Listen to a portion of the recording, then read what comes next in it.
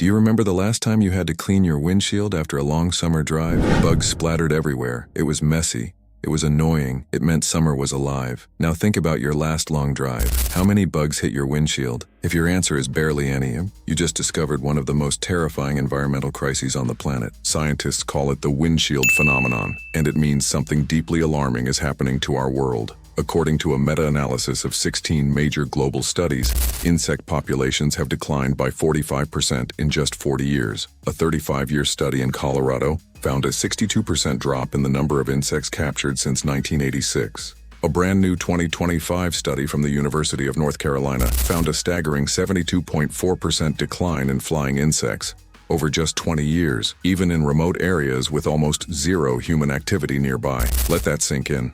Nearly 3/4 of flying insects gone, and scientists estimate that 40% of all insect species are now in decline worldwide. A third are endangered. 76 insect species in the United States alone are now officially at risk of extinction. But here's the question no one is asking loudly enough. What happens to us when the bugs disappear? The answer will change how you see your dinner plate forever. Let's find out together. To understand why this crisis is so catastrophic, you first need to understand what insects actually do for us. And I'm not talking about honey or silk. I'm talking about survival, human survival. Insects are the hidden engine of every ecosystem on Earth. They are the foundation of the food chain, not a part of it. The foundation. There are an estimated 5.5 million insect species worldwide. More than 1 million have been named by scientists. Countless more haven't even been discovered yet, and they perform services that no human technology can replace. Let's start with the most important.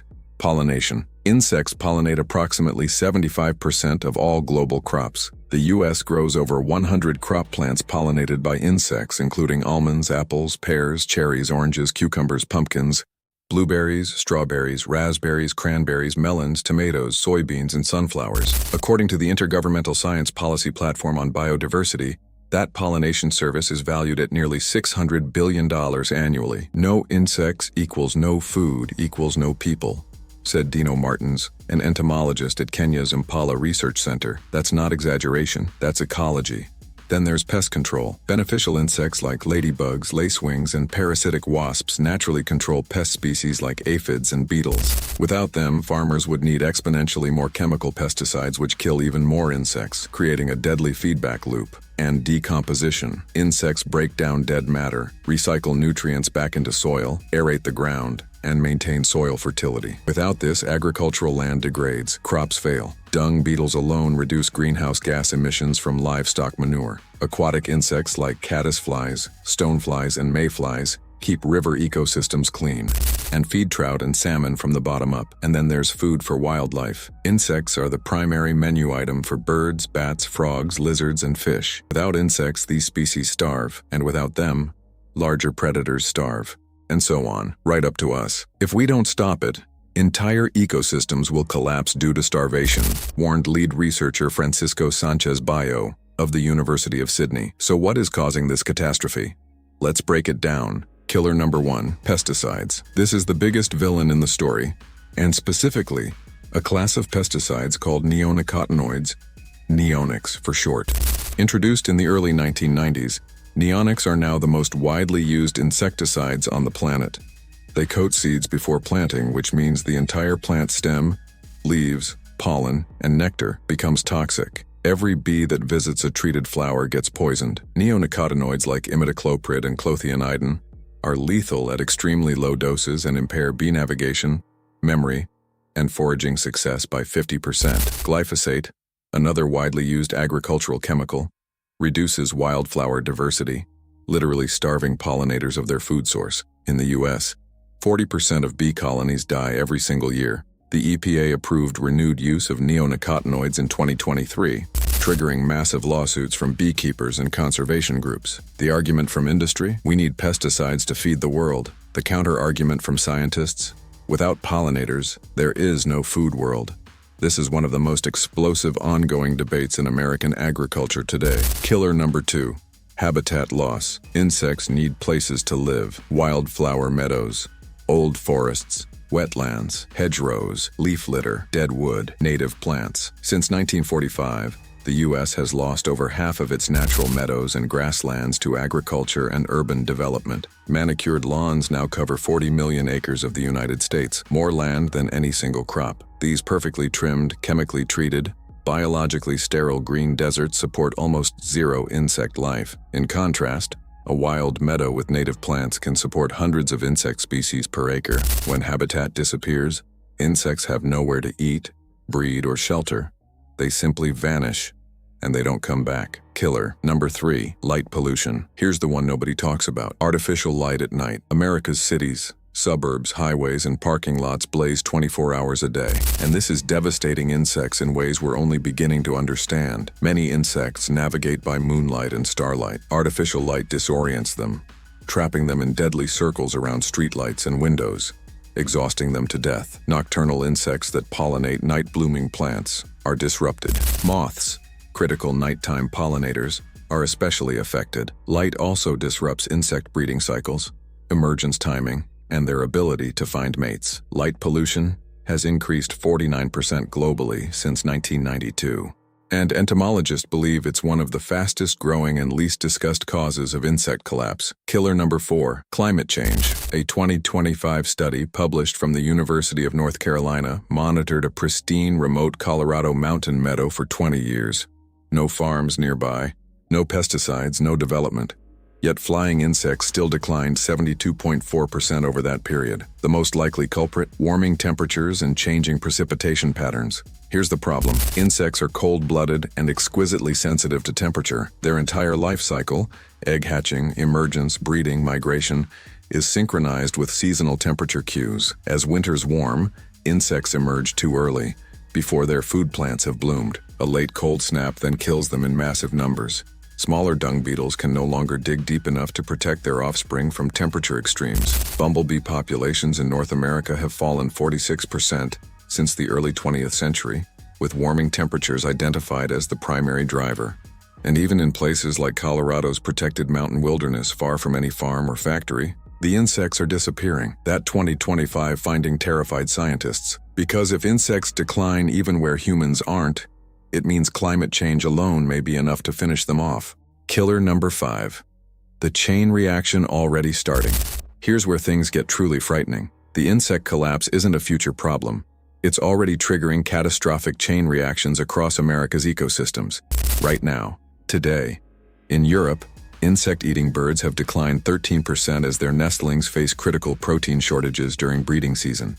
Bats have lost up to 50% of their nightly insect prey. Soil-dwelling decomposers, beetles, earthworms, millipedes, have fallen 40%, slowing organic matter decomposition by 30% and reducing soil fertility. Trout and salmon populations are collapsing in streams where aquatic insects have declined 50% due to pesticide runoff. Amphibians and lizards dependent on insects show up to 30% population drops in survival and breeding success. Insectivorous birds, swallows, swifts, warblers, flycatchers, are among the fastest declining bird groups in North America. 3 billion birds have vanished from North America since 1970. Scientists say insect collapse is a primary reason. Think about that. 3 billion birds gone because the bugs they feed on are disappearing. And here is the horrifying economic reality. The U.S. already spends billions annually on pest control. That number would be far higher without beneficial insects. If pollinators disappear,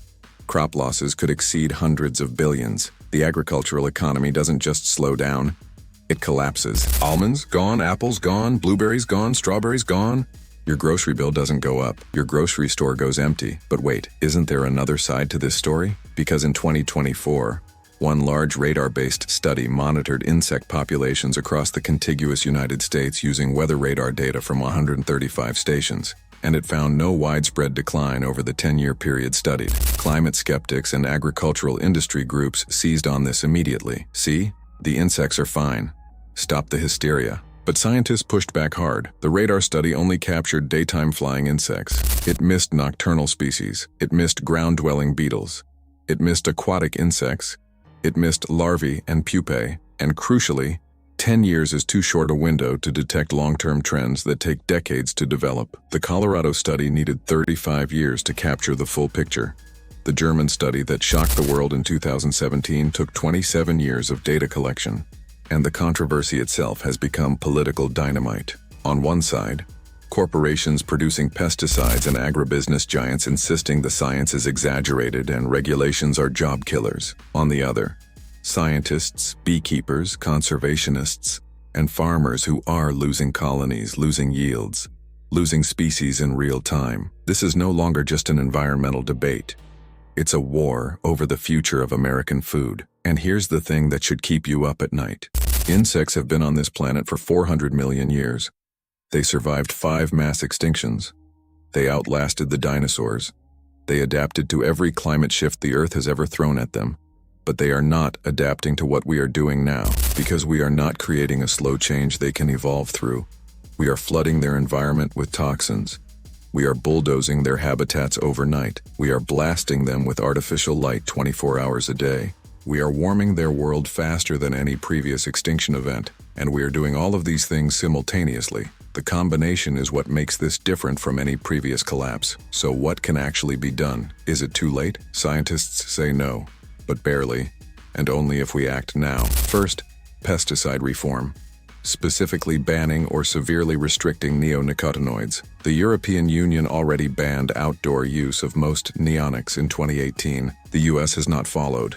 The political battle rages on. Second, habitat restoration. Creating insect corridors between fragmented wild areas, planting native wildflowers along roadsides, in parks, in backyards, even small patches of native plants make a measurable difference. Third, light pollution reduction, switching to insect-friendly amber LED lighting, reducing pesticide use through crop rotation, natural pest control, and regenerative agriculture practices. Fifth, citizen science, programs like Bugs Matter, where drivers photograph their license plates after road trips to count insect splats, are providing real, large-scale data on insect populations. Regular people are becoming the eyes of entomology.